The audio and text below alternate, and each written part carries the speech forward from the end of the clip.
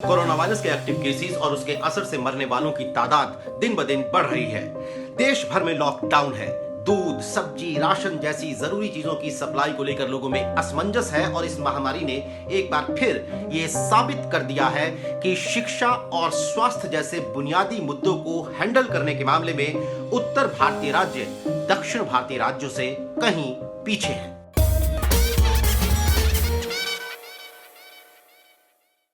कथा जोर गर्म है कि सदी की सबसे बड़ी महामारी कोरोना वायरस से निपटने के लिए हिंदी पट्टी के नॉर्थ इंडियन स्टेट्स जहां थाली और ताली के भाषण में उलझे हुए हैं, वहीं दक्षिण भारतीय राज्यों में नो भाषण ओनली एक्शन का जोर दिख रहा है।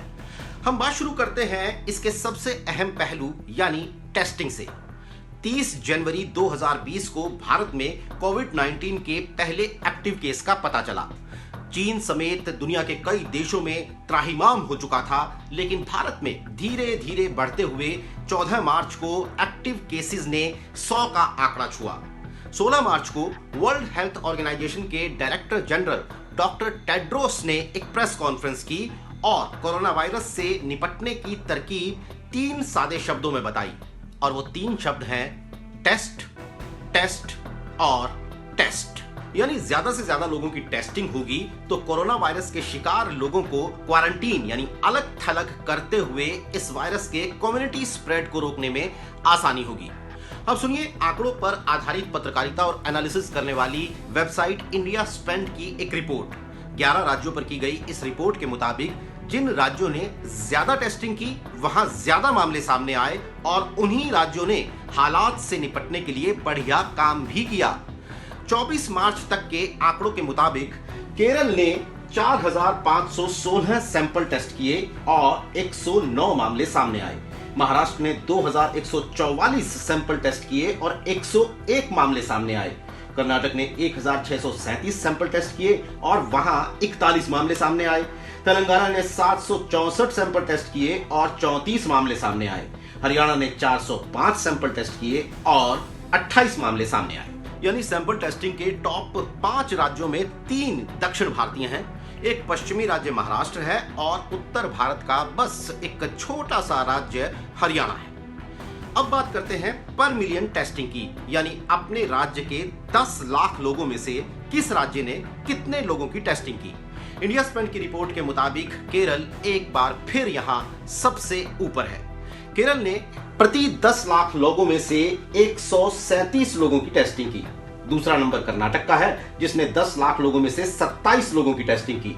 तीसरा नंबर एक छोटे नॉर्थ इंडियन स्टेट उत्तराखंड का है जिसने प्रति 10 लाख लोगों में से महज 24 लोगों की टेस्टिंग की।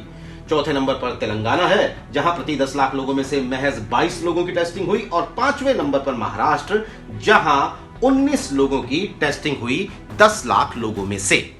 यानी एक बार फिर कोरोना वायरस से निपटने को लेकर देश के बाकी राज्यों के मुकाबले दक्षिण भारतीय राज्य ज्यादा गंभीर दिख रहे हैं। अगर आप सोच रहे होंगे कि भाई इसमें यूपी और बिहार कहां हैं, तो आप ये जानकर हैरान हो जाएंगे कि स्वास्थ्य मंत्रालय की वेबसाइट के मुताबिक यूपी और बिहार समेत कई राज्य नियमित रूप से कोरोना टेस्टिंग को लेकर अपने आंकड़े जारी ही नहीं करते।